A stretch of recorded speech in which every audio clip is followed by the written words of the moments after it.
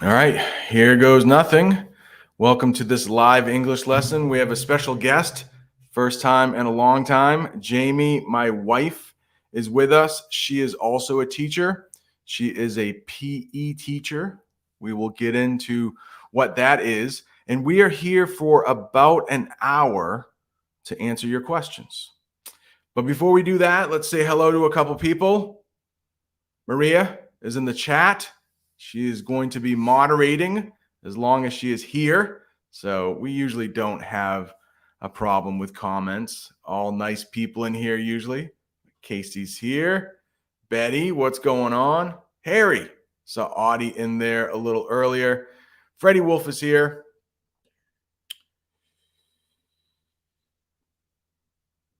Divya is here. So welcome.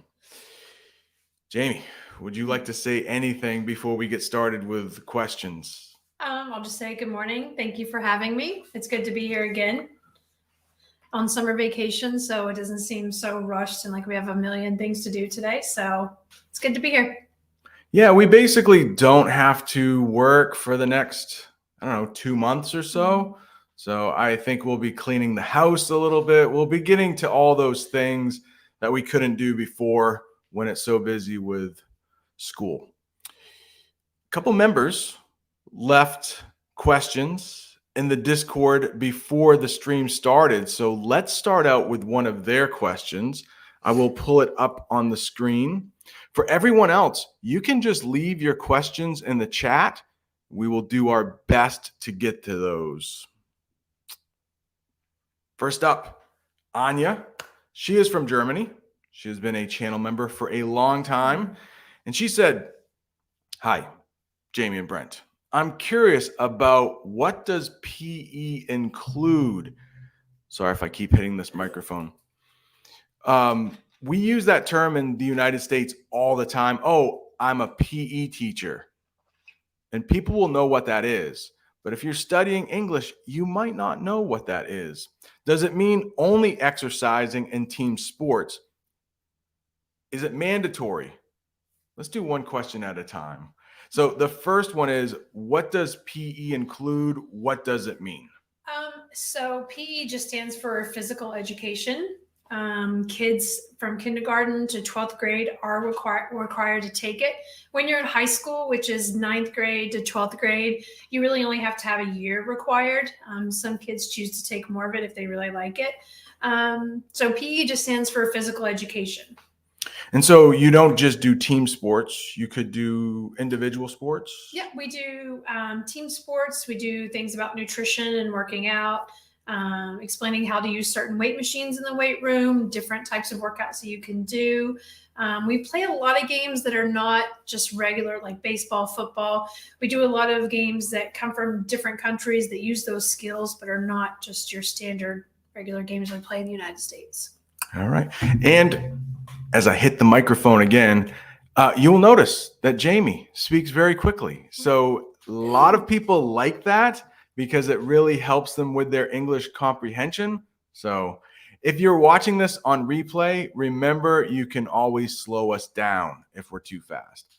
Now, you already answered this question, but I'm going to restate it because you used a different term. Is it mandatory for every student? You answered this in a different way. You said required. And that's the great thing about the English language. Mandatory, required mean the same thing. So it is mandatory for your students, right? Yes. Every year? Every year, 6th through 8th grade, yeah. All right.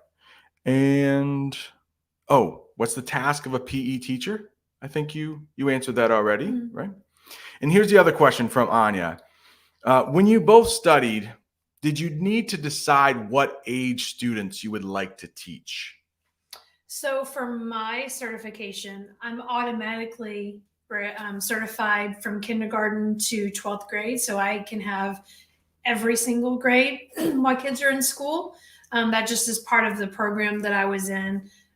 And then I didn't choose 6th to 8th grade. This was a job opening that came open when we moved here. There weren't very many job openings. I did teach high school in Alabama before we moved here. So I was 9th through 12th grade there.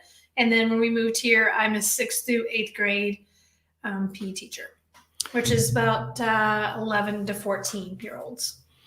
And I hit the microphone again. For me, because I teach English, I can only teach upper levels, we call it. I can teach 7th graders, 8th graders, all the way up to 12th graders, but I cannot teach students who are younger. So, and Yawin is here. I saw her in here. Anya, we're answering your question. Welcome, welcome. So Maria says you speak fast, but super clear, which is good. But like I always say on the channel, it's good for you to listen to other teachers on YouTube, native English speakers, not just for English learners. So this might be good for you. And I saw Ibrahim in the chat. Since Yawin is here, let's do her question next. She had, oh, that's Danny's question. So Yawin is there. Let me remove this comment. And she says, may I ask, Jamie, what do you do to avoid boredom during your long drive to commute to work? So Jamie has about 40 to 45 minutes in the car each way to work. So what do you do to avoid boredom on your long commutes? Well, I can make it in 35 minutes. So we call that speeding in English, and it's illegal. But you've never gotten a ticket that I know of. No. Actually, I did get a ticket when I was pregnant with our first child. But the police officer that worked at my school went to court with me and spoke to the police officer that gave me the ticket, and I got out of it. So. Did you?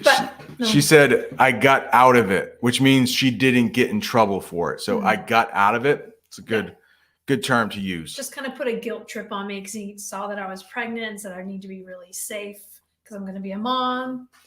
So it was worth it. I didn't have to pay a big fine.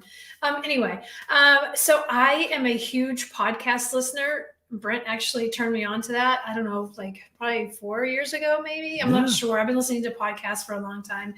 I'm a huge crime podcast person. I listen to Crime Junkie, Dateline, 2020, all those types of shows that are like really kind of short documentaries on people murdering each other. It's the only way I know how to put it, but I do listen to a lot of crime shows. Yeah, in English, you might hear that genre called true crime, probably true crime. So, and they are very popular in the United States. There's another question from Yawin, and she said, when we were both teaching and our children were young, so too young to go to school, who took care of them? Because they can't stay by themselves. So would you like to answer this one? Sure. Or should I? Doesn't matter. We have a wonderful sister-in-law who took care of our kids while they were little. She took them all day, and Brent didn't work too far from where she lived, so he dropped them off and picked them up, or I picked up sometimes. So we were very, very lucky that our children did not have to attend daycare. Very lucky. That's kind of a luxury in the United States if you don't have to send your kids to daycare, especially if you're a working parent. They did attend preschool for a few hours each day. And my daughter went every other day for 2 years, and then my son went every other day for 1 year. And then he actually got into a preschool lottery system where he went for half the day every single day, except for Fridays. He had Fridays off. So that kind of got him ready for school, and he would just take the bus back to our house. So we were very lucky. Our mother-in-law, my mother-in-law, his mother, also helped out quite a bit during that time. So I feel very fortunate that we didn't have to send them to daycare. Yeah, and she gave us a really good price. Daycare in the United States, maybe in your country too, is extremely expensive. Some people, if they can stay home and not work, sometimes it's better because they're just working so much just to pay for daycare. So we were lucky. Our sister-in-law, shout out to Joanne. I don't think she watches the channel since she knows English very well, but she is originally from Canada, but the English-speaking part of Canada. Her parents speak French fluently. She speaks a little French. So, all right, let's get a couple questions from the chat, just in case there are questions. And our friend from Tajikistan says, please speak fast English. All right. Luke from Poland says, okay, the most important is the fact that you have written something. So I think he is talking to someone in the chat, probably. Ibrahim, can you teach someone who knows no English? That is a good question. I think that's a very philosophical question. Can you teach anybody, or do they have to be willing to be taught? I will take this one. I don't know. And you have a lot of students who come to your school knowing zero English. Jamie's school is more likely to have students who come there speaking no English. A couple months ago, we had at my school 2 students who came from Afghanistan with almost zero English.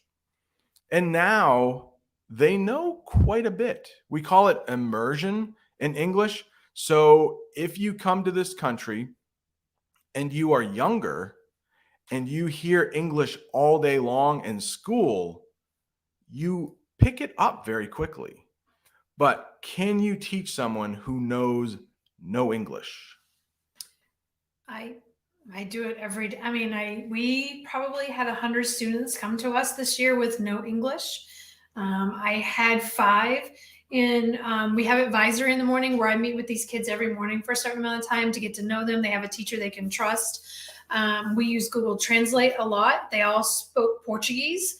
And we just had one who came to us in October, and she actually spoke at her graduation ceremony.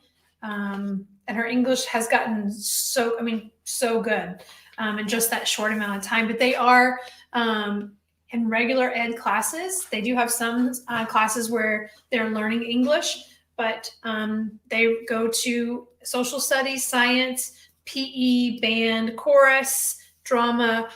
Those are all classes that they just are put in with no help. They just have to do Google Translate or pick up on the English that they've learned. And she's learned, a lot of my students have learned very, very quickly. They really don't have a choice. It's how they are learning to survive. And yeah, so I think like Jamie said, it's if you're in that environment all day, it's going to be easier. The students will just pick it up. Now, their parents, that might be a different story. And I do think age has something to do with learning language. So yeah, it's a very tough question. So I would say the answer is it's complicated, but also the student has to be willing to learn.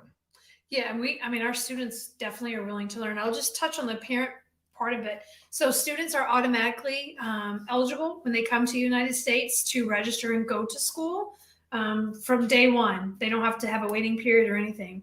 Their parents, however, there's a 6-month waiting period before they're eligible to actually work in the United States. So they don't really have that opportunity to learn English because they're not eligible to work or go to school yet. So the students have a easier time, I think, because of that too. Well said. I was just laughing at what Fayez said here. Fayez, I believe, is from Turkey, right? So when Jamie is here, I want to ask her I don't even know if I should say that word, right? No, okay. It's doggone it. Doggone it. Is doggone it offensive, and how common is it? As far as I know, that word is used in the South. So doggone it, is that offensive?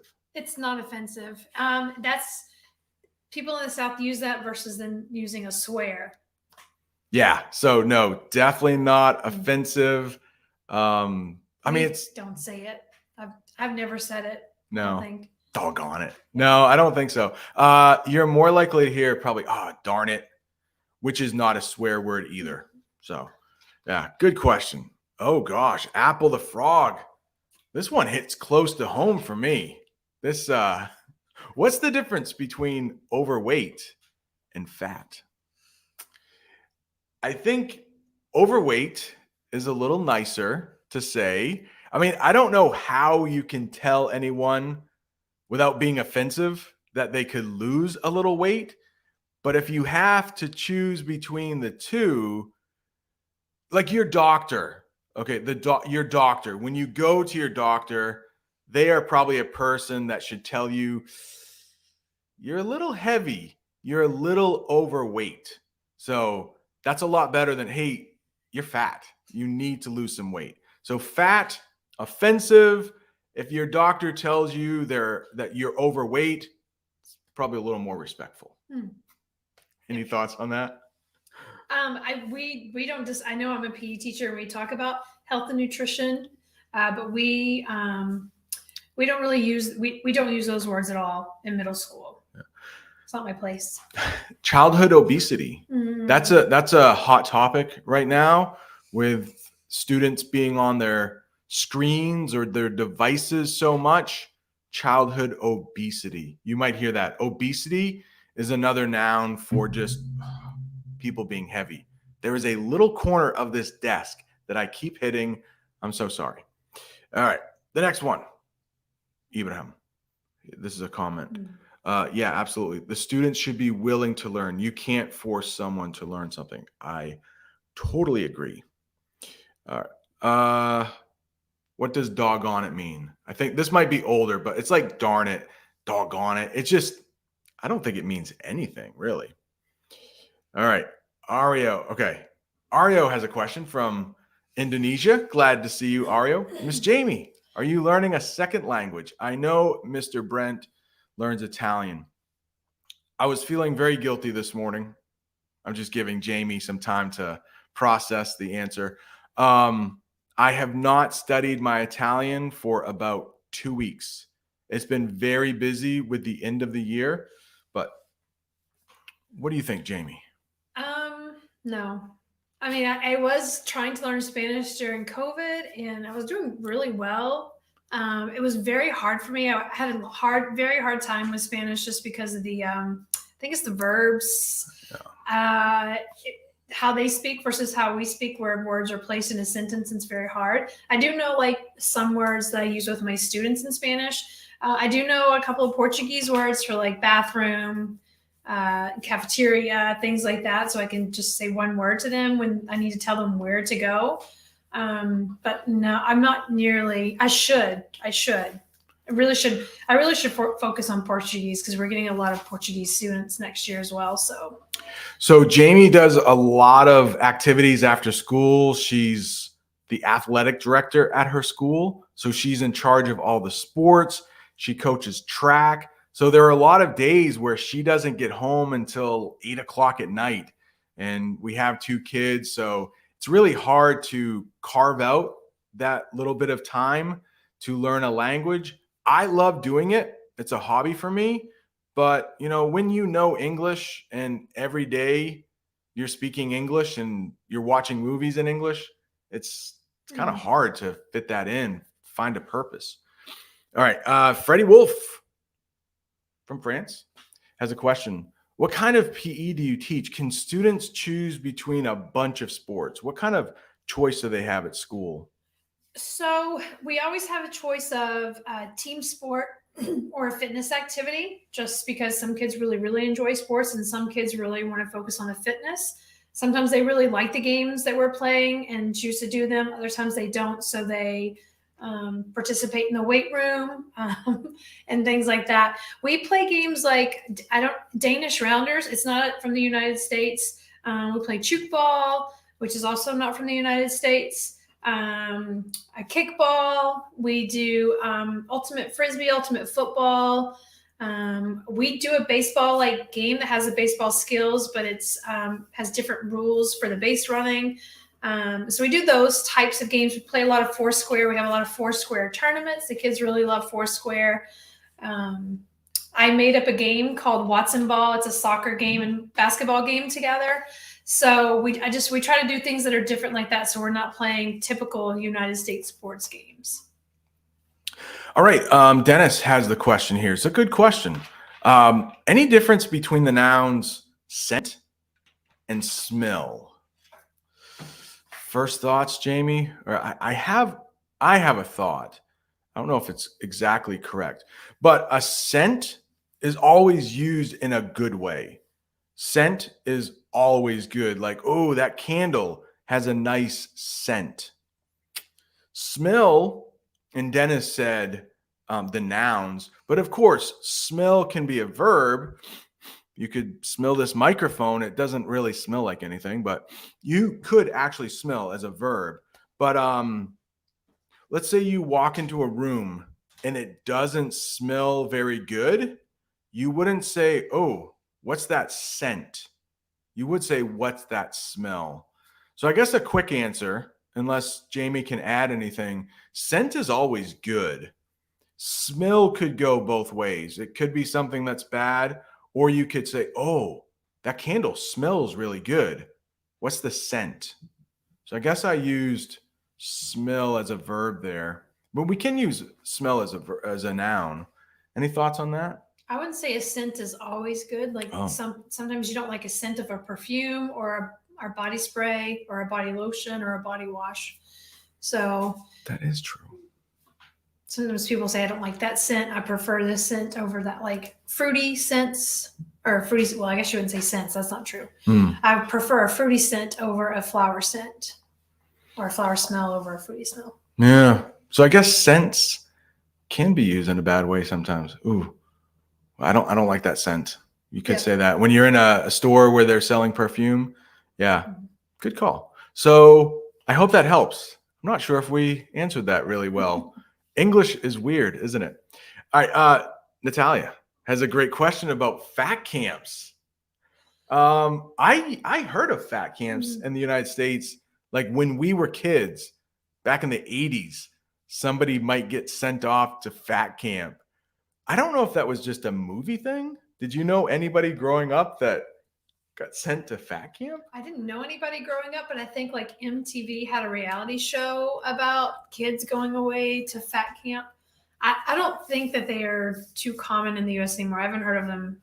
I don't know. I mean, I think it's a way to introduce kids to healthy food, maybe being active, especially if their parents work. So that was kind of like we send a lot of kids to summer camp. Our daughter's working at a summer camp. Where it's like recreational camps just to keep kids busy while their parents are at school and they're too old for daycare. So I think it was kind of and I mean, they did focus on losing weight. I remember watching, it was terrible watching kids getting weight on camera and it was awful. Whose parents would sign them up for that? They just needed money or fame so if I wanted to send somebody to fat camp, I don't think I could, right? I don't think we could look up a fat camp. I mean, I don't know. I don't think so. I would not suggest sending your child to a fat camp. No, we're maybe a little bit more politically correct in the United States where we're just, like Jamie said, hey, like get away from the screens. Some summer camps don't allow technology. Yeah, when they get dropped off, their parents drop them off, they can't have a phone or they have to sneak a phone. Maybe they have one in their pocket and they don't tell anyone.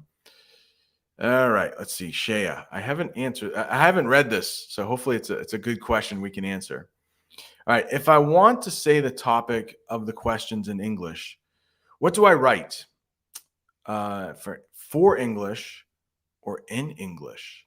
So if you're taking a class, and I would say for English, that's the preposition I would use. Like, oh, I have to do an assignment for English. So that's how you would refer to the class.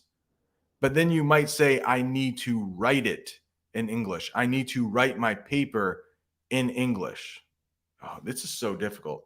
So if you're in the class, though, you would say, I am going to finish my essay in English class. All right, I'll use a couple more examples. Oh, you have an assignment tonight? What's it for? Oh, it's for English class. Where are you going to complete it? I'm going to complete it in English class. It's probably not wise. You probably want to do your homework before you get to class. Although I have seen a lot of students finishing up their homework in class. Their grade is usually not as good. I hope that helps, Shea. Quick one here from Ibrahim. He said, have you seen the movie? I can't find it now. But Social Dilemma? No. I have not. Mm-mm. I have not. All right, let's try to find someone here that we haven't. Oh, we have another channel member that has a question. Danny has a question here. And we'll remove this if I can. Comment. All right, Danny's question. Thank you so much. If you would like to become a channel member, there's probably a link in the description. We have a Discord server. We talk in there daily. Question. Hey, Brent and Jamie. I have a question. There's a topic I'm always a bit confused about. People talk about flour in general. If you look at the way that is spelled, Flour, that is what you cook with. That is what you might make a cake out of. So right there, we know this is some kind of food. And when it comes to being more specific, they talk about meal. Meal meaning eating food. I really don't get it. Flour, oatmeal, wholemeal. Thank you. Yeah, that can be pretty confusing. We have things like cornmeal. Think of that as like a basic ingredient for cooking. Milk, eggs, cornmeal, flour. These are the basics that you need to cook something from scratch, we might say. But if you're talking about oatmeal, that's what a lot of Americans have for breakfast. So it's probably made from oats, a very basic ingredient, cornmeal, but most people probably eat 3 meals a day. So they're very different the way we use meal. But yeah, that's how we use it. It's probably because like you use oats to make a meal, so they combine those two together. You use corn to make a meal. So yeah, and cornmeal, you'll make cornbread out of cornmeal, but it is odd. English, the good thing about English, like poets love English, musicians love English because you can express yourself in so many different ways. Unfortunately, it can be confusing because of that. I'm glad I'm a native English speaker. I'm glad I don't have to learn English. It's so tough. All right. So thank you, Danny. Thank you, Yawin. Thank you, Anya. Let's see. Who else is here? Betty Lou, how are you? She is saying hello to. And Betty Lou has an English interview coming up, I think, on Monday. So good luck, Betty. She is also a channel member. Apple the Frog. He's about 16 from Thailand, I believe. Flour and flower. Do they sound the same? 100%. Yes. We would call them homophones. Words that are spelled the same. Sorry. Words that sound the same, but are spelled differently. All right. And Anya is keeping her fingers crossed for Betty. I'm not sure if that's what you do in your country for good luck, but you might say that in the United States. Hey, fingers crossed. Good luck. All right, here's a question. So this is for both of us. Have you ever visited Kerala? I'm probably saying that wrong. It's situated in the southwest coastal state of India. No. I do want to travel quite a bit around the world.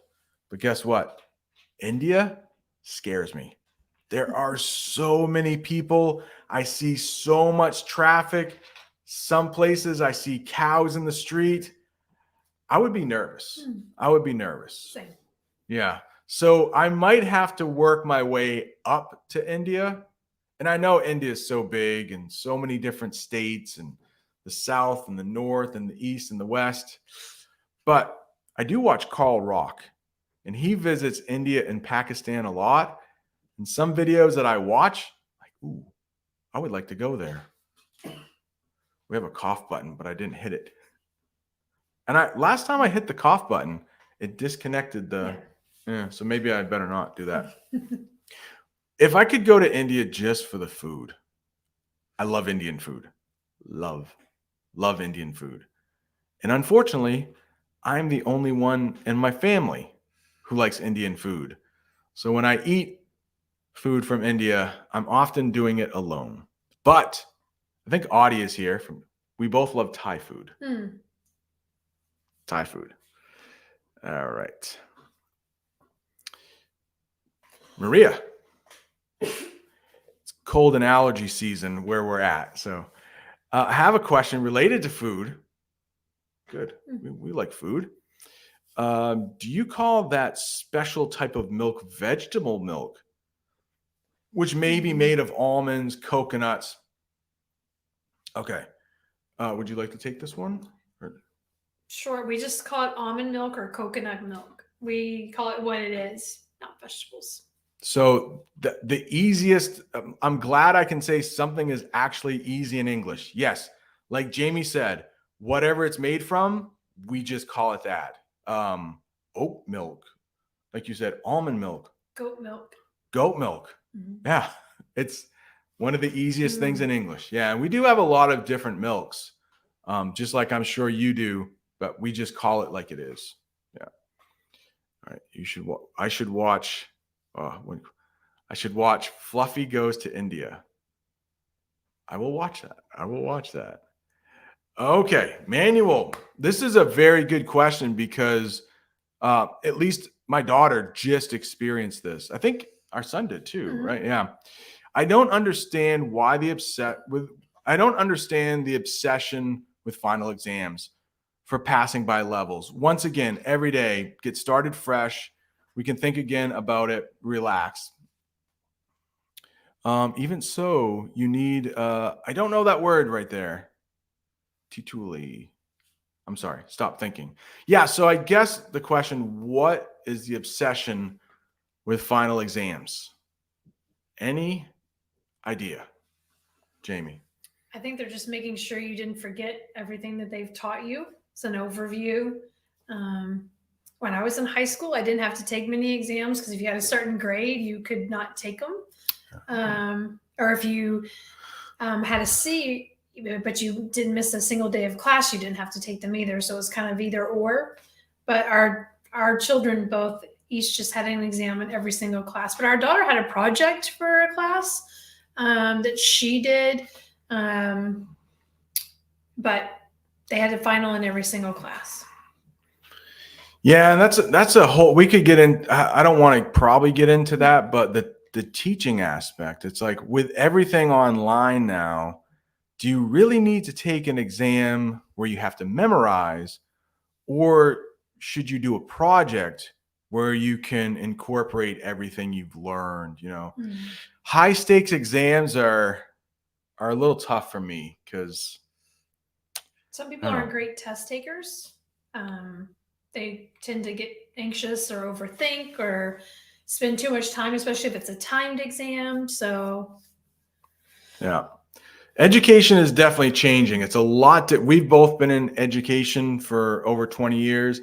And with technology now, it's so different now than when we first started teaching. And I don't know, some teachers need to change their ways, I think. Almond water. I've never heard. Have you heard? No, I've only heard of coconut water. Oh, coconut water. Yeah. Yeah, Maria, it's as simple as that. All right, Natalia. Food question. I like these food questions. I wonder, what's the word for Duchess potatoes? I don't know. It's the other word. Is it Dutch potatoes? Those little fried balls made from potato. Do you eat it? That's one thing that in the United States, you will find different names for potatoes. That almost sounds like a new potato to me. So we have these, it's new NEW. Those are smaller red potatoes. Honestly, I've never heard of Dutch potatoes, but we have things like hash browns where it's shredded potato and fried. But hash browns can be called other things, other parts of the country, right? Mm-hmm. What is it? Oh, in our country? Yeah, Hash browns. hash browns.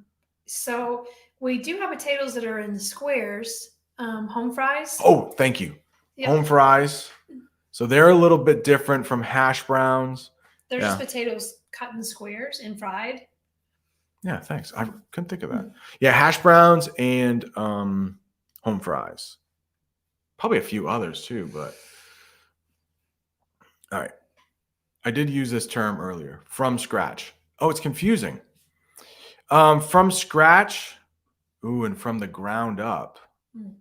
Let me think about that one for a second. So, if you are cooking something from scratch, that means you take a lot of basic ingredients and you will make something.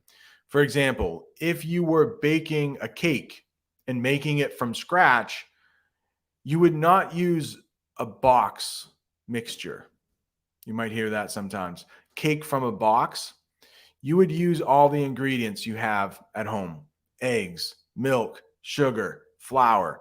That's making the cake from scratch. We wouldn't use that from the ground up. We wouldn't use that for food, right? No. Okay. So, what about a business though? If somebody started a business from the ground up, that would mean they started with nothing. Maybe they had to get a loan for the business, for the money. And we could say they built it from the ground up. Any other uses? Perfect. Okay. So, yeah, that usually from scratch is for food. From the ground up would be for other things. You also might hear grassroots. Grassroots? That means from scratch. That means from the ground up. Call it a grassroots effort. Yeah. Like a lot of people are putting in their time, usually for free, donating their time, volunteering their time. Exactly. So maybe a neighborhood wanted to start a food kitchen and all the neighborhood got together, grassroots effort. There wasn't a big business involved. The people did it themselves. Hope that helps. Hope that helps. All right. Harry? For both of you, Harry's from Indonesia, also a channel member. What would you do if your students don't do their homework? Are you going to punish them?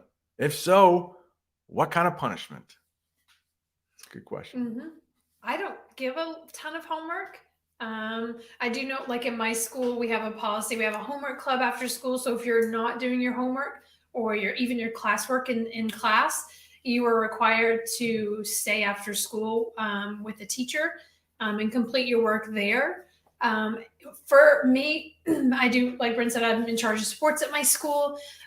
Grades are a part of your eligibility or you being able to participate in sports.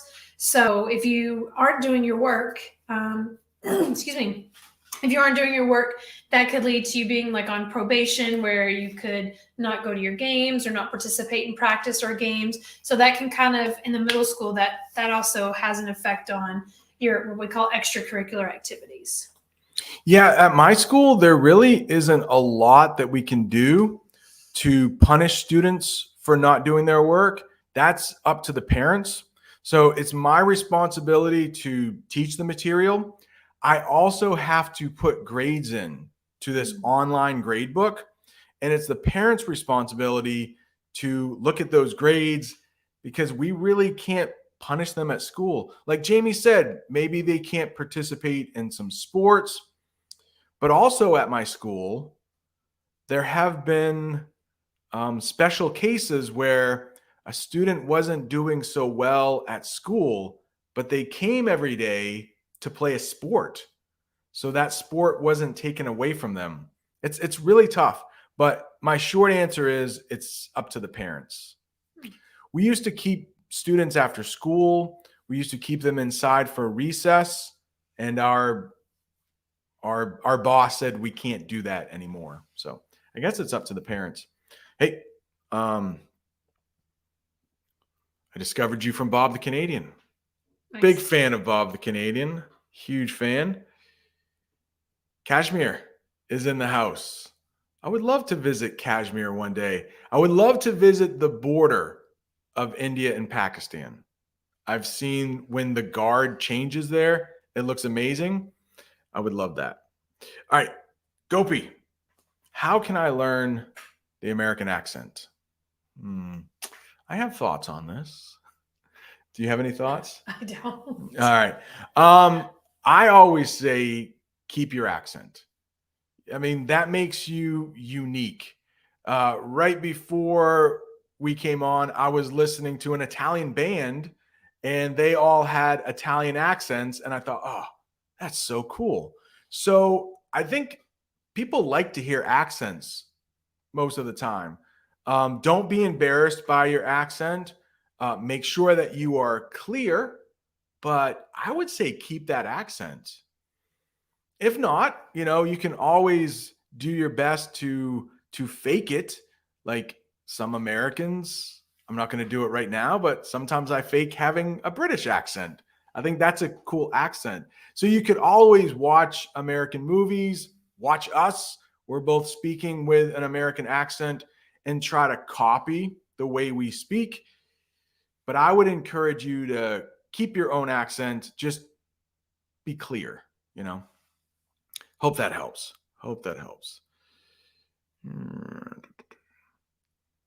Ooh.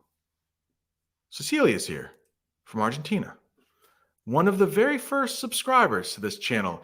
Ibrahim and Cecilia. I think two of the very first subscribers. Great to see you in here. All right. Mada, what's the difference between pick, and snapshot? Thank you very much. This could be an easy one. Mm-hmm. Jamie, do you have thoughts?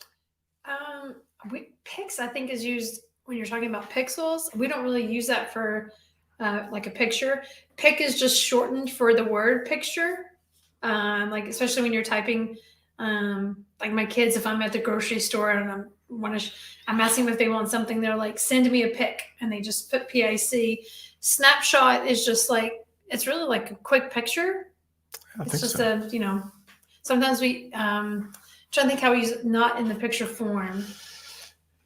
It's just a snapshot of. Yeah, maybe like with your finals at school, your teacher may say, hey, show me a snapshot of your work this quarter. And it's just a real quick summary of what you've done. Or if a parent comes in, hey, just let me give you a snapshot of what they've been doing in class. So sometimes it's a summary. But either way, if you say that to an American, like, hey, do you want to look at my pics? Hey, can I take a pic? Can I take a snapshot of you? We're going to know what you're saying. So yeah, it's pretty much the same, I guess. But yeah, pics is not, especially with the X. That's mostly like Jamie said with pixels. Pixels are the very small parts of an image. That's what we say in English.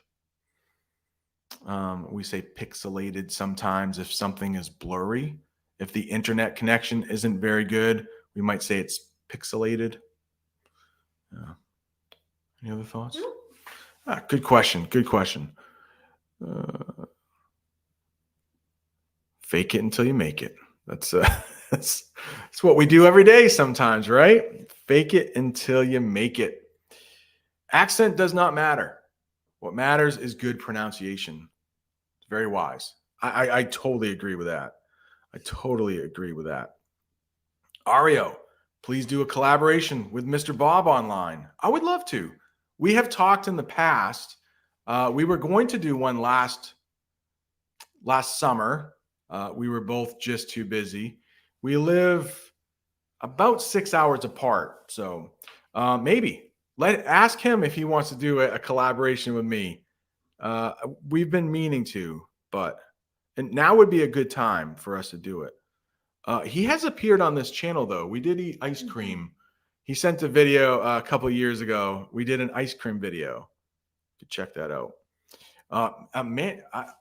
Manuel lives in a beautiful part of Spain, like I think on the coast or on an island, right, Manuel? I think he sent pictures. It looks beautiful. All right, let me give my opinion. In Spain, there are a massive problem about it. Children punishment even could excuse for a government. Oh, yeah, we definitely have to be careful of a child's mental health for Mm. sure. Yeah.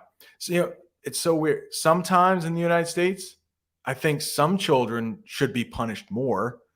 Some kids get away with too much, and then yeah, it's hard. Mm.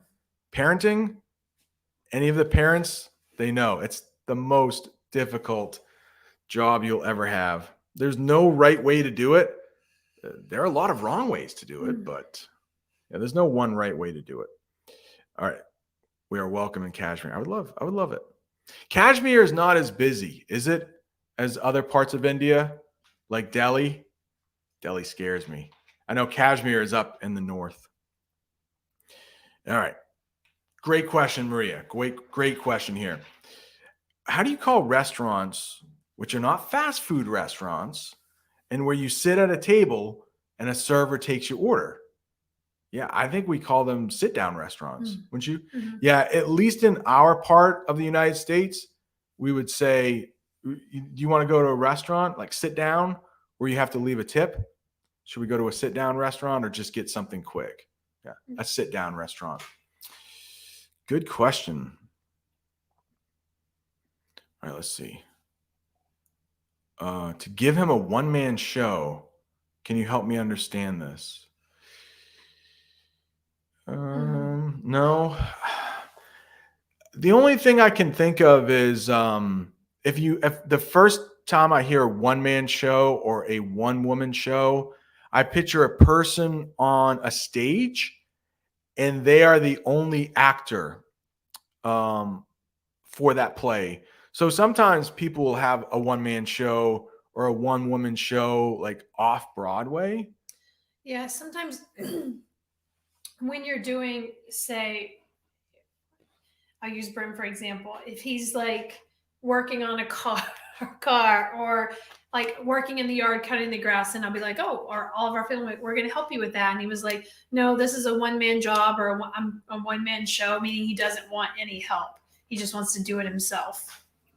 Or sometimes when Jamie and I go to the grocery store to get groceries and we're loading the groceries into the car, yeah, sometimes that's a one man show or a one woman show. It's just like there's not enough room. Yeah, good point. Yeah, I hope that helps, but it's not a very common. It's not a very common saying. So,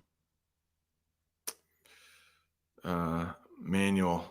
Okay, it's currently happening there. But where you live is so beautiful, right? Simple question. Are your students allowed to sleep at school for a while, Ariel? I think it really just depends on the situation. Some kids, unfortunately, don't have the best home life, and there's a lot of chaos and things that happen late at night in their home, so where they may not get a lot of sleep. We do have a place in our nurse's office where kids can go sleep. I think it really depends on the situation. Now, if a kid has stayed up playing video games all night, I will knock on a desk and wake them up. But unfortunately, we've talked about the mental health. Sometimes kids just need to sleep. Yeah, it's a tough one. I probably won't wake a kid up if they're sleeping. All of my lessons are recorded, so they could, if they wanted to, go back home and watch it. They probably won't. They'll probably play video games instead. But I did have a couple sleepers this year in class, and I mean, they always got their work done. The couple I'm thinking of. Oh, one kid was really pretty bad. Like he didn't come to class a lot, and when he was there, if he would fall asleep, I'd be like, "Yes, thank you." He wasn't that bad, but he not in my class. He wasn't bad, but when he was sleeping, it was like, "Yeah, it's all right." Yeah, just he's not going to bug anybody. Let's see here. All right, I don't think this is a question. Oh, okay. Discipline is everything. How do you punish bullies at school? Bullying is a global problem. I would agree. How do you combat bullying? Please share your experience. That's a good question. Would you like to start?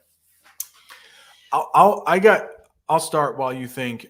We do sometimes have something called cyberbullying, which is a big problem. And that is when students will get on social media, Instagram, Snapchat, say bad things about another student. Usually that is not anything the school can deal with, but we do have police officers that will come into the school and they will deal with it. So yeah, it can get pretty bad. Anytime I see any kind of bullying, I step in and I stop it right there. This year, I'm lucky that the physical bullying I did not have to deal with. But in years past, I will just step right in between them, and you can tell bullying from a mile away. You know, we've been teaching long enough, and it's usually one kid, we might say cowering, you know, looking a little bit smaller. So I have no problem stepping in front of a kid that's bullying another kid. That's one thing I do not put up with. Yeah, I mean, a lot of people don't agree with like embarrassing another child, but if a bully is doing something to another kid, I'm huge on calling them out, even if it's embarrassing them, and just calling it what it is. And a lot of times I don't even allow them to stay in my class if something's happening. And it is a problem. Yeah, sometimes in the United States we don't handle it very well. A lot of times the bullying happens away from what adults can see or off campus. And we can't really deal with things that are happening off campus unless it's something happening with a school issued device like a computer, an iPad, things like that. That's when we can step in. Some students that I have actually had restraining orders against each other, and their families have had restraining orders, meaning they can't have any contact or they have to be a certain feet away from each other, so they couldn't even be in class together. So like it's a little bit tricky, especially at a school, but especially at a middle school, technology. Somebody gave you a very nice, Letitia. She's from Brazil. She said your hair is so beautiful. Thank you. I agree. Let's see. Nerdy. What does that word actually mean? James, thank you for the question. Would you like to take this one? I mean, it just really kind of what it is. It's just an extension of the word nerd. I mean, I guess it's what do you call it? A verb? I don't know. Oh, yeah. It's an adjective describing someone, nerdy. Right. Yeah, the nerd, that's a noun. Nerdy is an adjective. Usually means they study a lot, they read a lot. It's not actually a great term because if you read a lot, that's really good. Some kids that make good grades will call themselves nerdy just because they're always focused on their grades and they tend to not do other things. Maybe sometimes how they dress, wear their glasses, they can be called nerdy. Yeah. And when we were kids, nerds, that was bad. That was bad to be called a nerd. And now some people just accept it. And, I'm a nerd for Marvel things, anything Marvel, Spider-Man. I just watched Ms. Marvel, and some people are like, that's nerdy. Like, I don't care. I like it. So it's a term that sometimes is used and people don't care. It's like, so what? I'm nerdy about that. Yeah, it's all good. Wait, Apple. Yeah, we have a lot of questions. I didn't answer it. Put it in again. I'm just trying to go through all of the questions here. We might miss a couple. Sorry. Miho, simple question. Is it simple? I don't know. Miho, this is pretty tough. Hope and wish. What kind of situation should I use that in? Are those interchangeable? Can you use hope and wish? I think so. But in some, like, they're not like, I mean, kind of like we use wish like a birthday wish. Like, what is your wish for the year? Like, I wish I would win the lottery. Like, you're not hopeful, but it's kind of like a far reach type of thing. Wishes, where hopes are things that could probably become more of a reality. Like our hope is to visit Italy in the next 5 years. Where I wish I could go to Italy tomorrow when I know that can't happen. That's great. That's a great explanation. I was thinking of like somebody playing some loud music. Okay. And you might say, I wish you would stop that. Mm. There's a little bit more intent there. Like, I could make you stop playing that music. Or, oh, I hope you stop playing that music. Like Jamie said, there's the hope. You're not as sure that it's going to happen. Yeah. Like I hope they stop playing that loud music. Yeah. You don't have as much control, but I mean, it's very small. If you like, man, I hope I get an A on the English test. Oh, I wish I get an A on that English test. Sometimes they can be, they're so close. But I think Jamie did a great job of like, hope you don't have as much control. Yeah. Tough questions today. Tough questions. All right.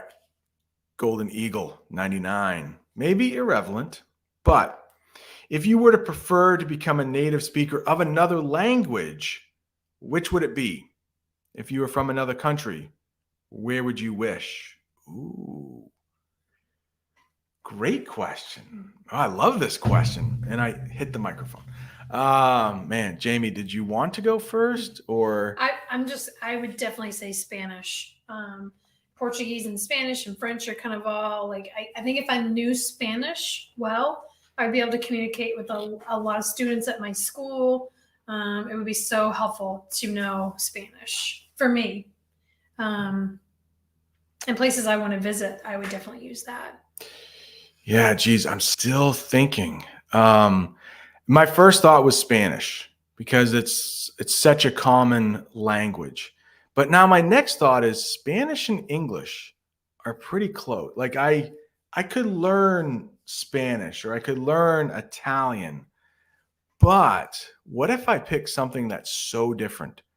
Okay, I got it. If I could just know another language, it would be Arabic. Arabic.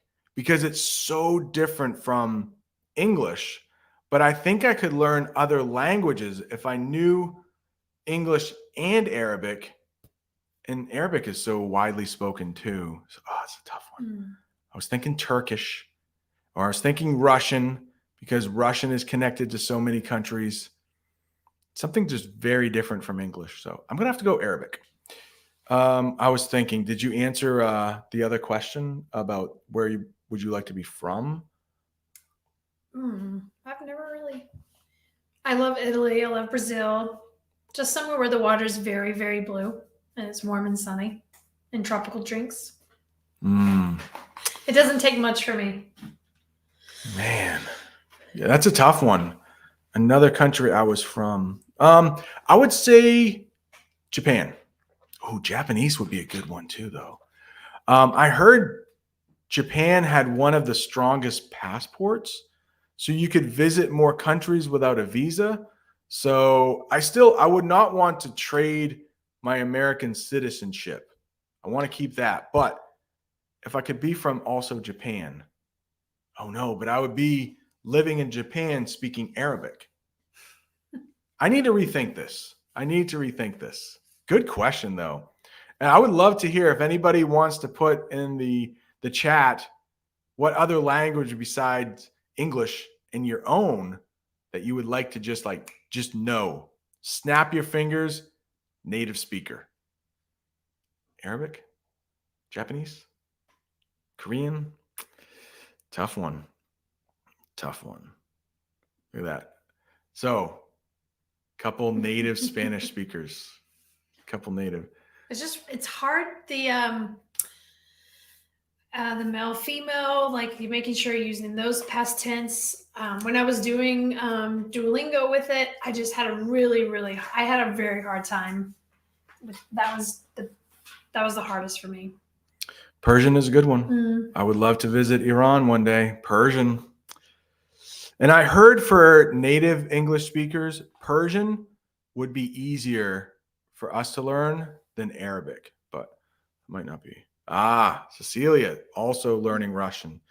Yeah, the Cyrillic language, the Cyrillic alphabet is not that tough. It looks a lot different from English, but once you get it, and I'm still working on it, it's not too bad.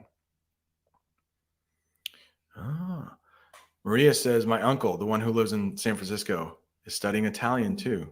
Yeah, Italian and English, they're very close. Spanish and English compared to like Japanese or Persian or very tough.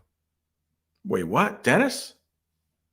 So he said he was a native Russian speaker. Yep. But he lives in the Netherlands. Master Dutch.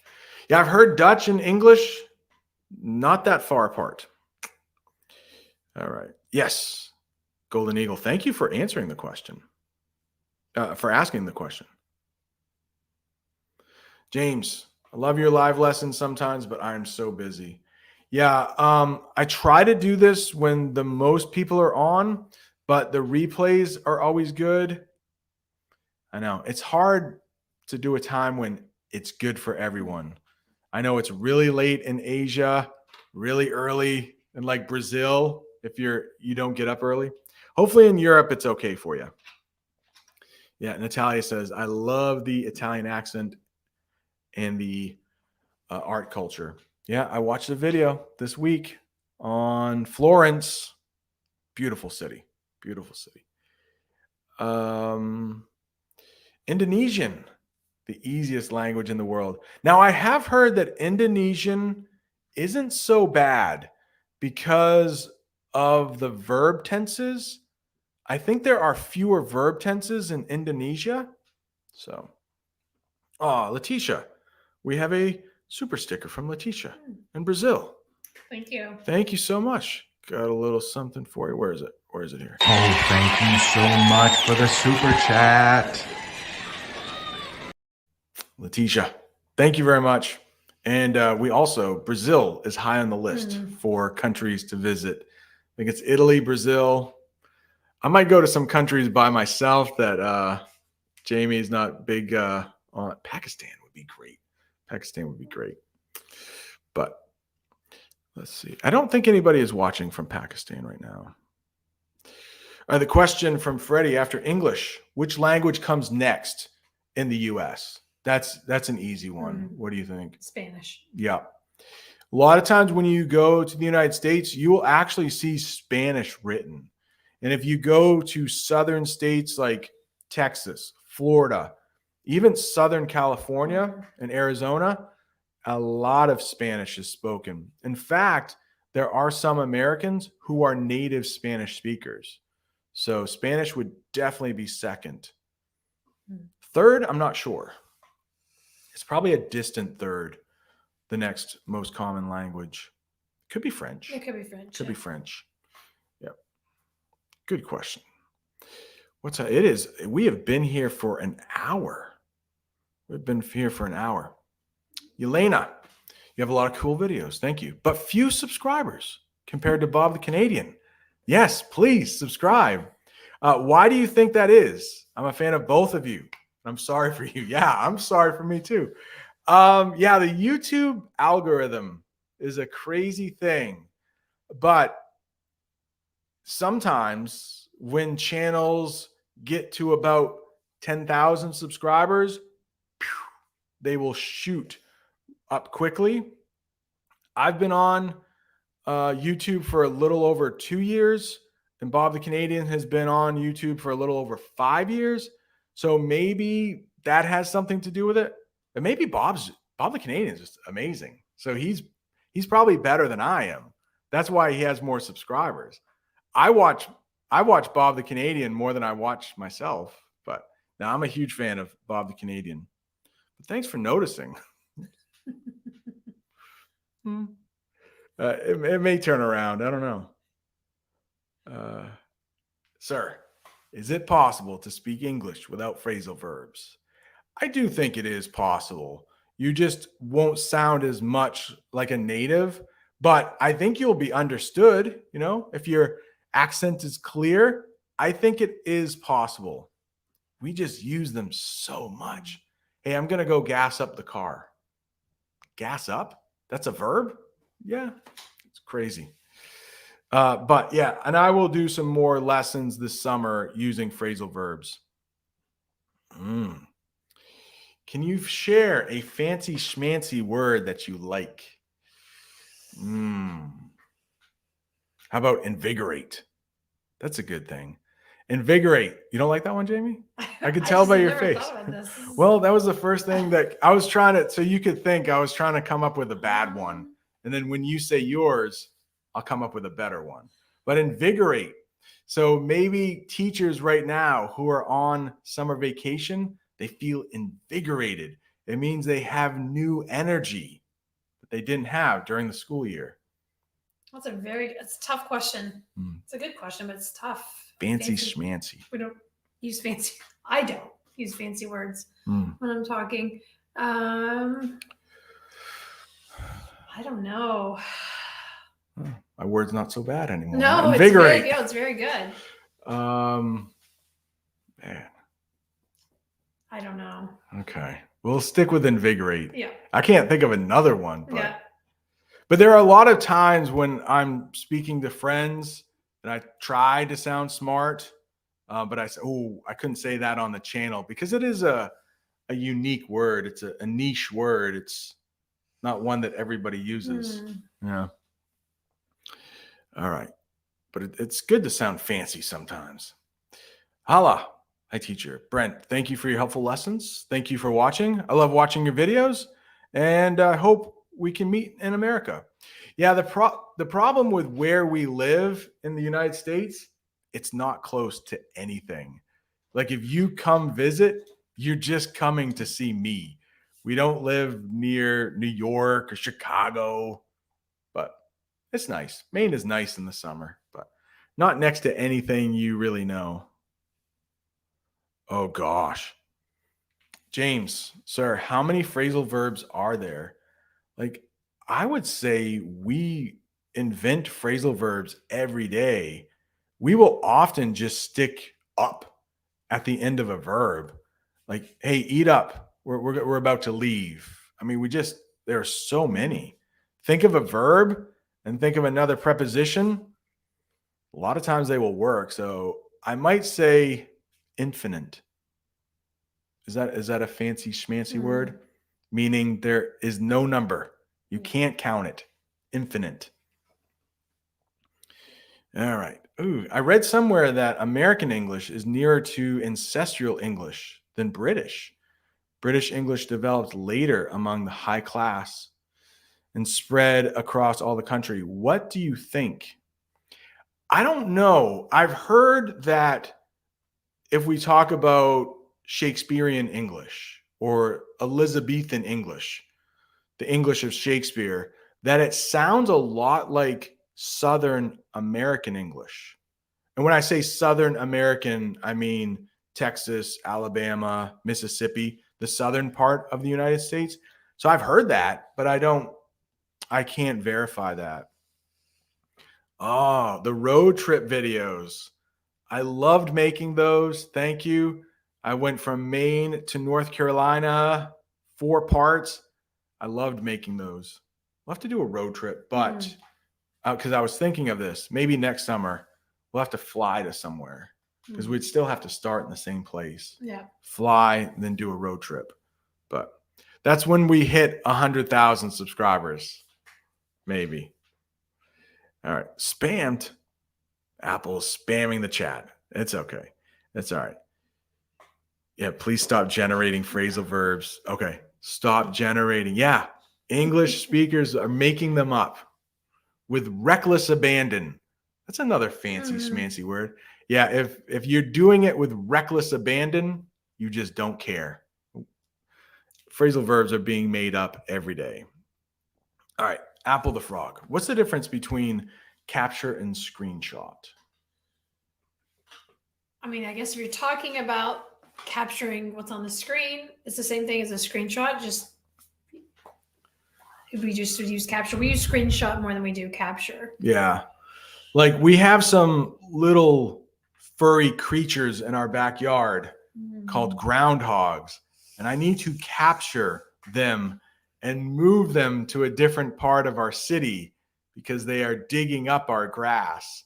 So capture can be used in more places than just the computer, but screenshot, you could capture an image with a screenshot, if that makes sense. But on On an Apple computer, on a Mac, you would use Command, Shift, and 4 to do a screenshot, I think. Yeah. All right. We've been at it for an hour and 10 minutes. Yeah. What do you say? We should clean. We should go clean the house. So maybe a couple different ones. Maybe we'll just stay here. You don't want to clean.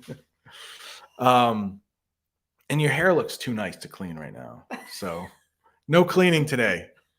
What do you usually do if some of your students do not obey your rules? Are there any punishments for them? What are the punishment types? There are a couple punishments. You want me to go? I mean, I'm a really strict teacher. I have really clear expectations and rules. Luckily in my class, I can have people sit out of activities that we're doing.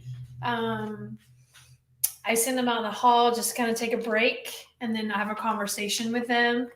I took one class on a field trip, like a walking field trip. We went to a coffee shop, but I only took that class because they were really well behaved. And my next class was like, why are you not taking us? And I was like, because I don't trust you. So, I mean, I give certain privileges to kids.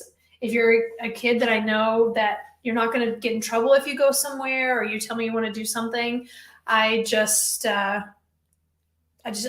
more than other kids. I'm like, I can't trust you, so you have to stay put. So I'm super strict, and I'm really, I think the kids know I don't play around. Yeah, there's always, if things get really bad, they probably will get sent out of the room and sent to the principal's office. Maybe they'll get suspended. Maybe they have to stay home for a couple days. But I haven't had anything that bad this year. I actually have some students have to call their mother right there and explain to them why they're calling her. It's embarrassing. It works like a charm. Manuel, he's from Brazil. He said you look like a Giselle. Thank Nice. you. It's nice. All right. Natalia, please teacher a hotel lesson in the short future. These are my favorite ones. Good news. Jamie and I are going to be staying at a hotel in 2 days, and I will do a lesson there. And I also have another one that I haven't released yet. I just have to edit. So at least 2 are coming probably within a month. Yeah, one may be released this week. So Natalia, thank you so much. All right. Should we wrap it up right now? I think so. I'm sorry. I don't think we got to every single Hansa. I saw this one earlier. Please, could I ask you, what is exactly a bachelor? Older single man? When you hear bachelor, what do you think of? It's just someone who's not married, someone who doesn't have a girlfriend or a fiance. They're eligible to go on dates with someone. Yeah, I think so. They can be old, young. I think a very famous bachelor at one time. Who do you think of when I say a famous bachelor that everyone might know? No. George Clooney? Oh, yeah. For a long time, George Clooney was known as like the most eligible bachelor. So they don't have to be old, but I don't know, 30s, maybe 20. I guess someone in their 20s could be called a bachelor. Yeah. Yeah, just an unmarried man. Yeah. Oh, Mijo, thank you. Loves the hotel series. I love making. They're some of my favorite videos to make because you never know what could happen. I want someone to come from the hotel and say, sir, please stop filming. I think that would make a great lesson. And I would stop filming, but at least because they could ask me. Anything could happen on those hotel videos. And I mean, I might mess up. I can't edit it. So I might say something wrong. All right. Okay. Leela, could you make a video about insurance stuff in the United States? That's a hard one. But yeah, it's very tricky. A lot of vocabulary and both medical and auto insurance, life insurance. Yeah, it's health insurance health is like insurance. So that would be a difficult one. One we probably wouldn't have to research too much because we have had to get insurance throughout the years, but there are car insurance, liability versus collision, Mhm. and policy, deductible. Mhm. Maybe a live lesson one day. Yeah. Yeah, you could Yeah. help. You could help me out. All right. Well, thank you to Jamie for joining Thank you for us. having me. I It mean, was we fun. live together, but it's just so hard for us to plan a live lesson together. It's easier in the summer. Yeah. So thank you all for joining us today. And thank you all. Maria, that's right, Maria.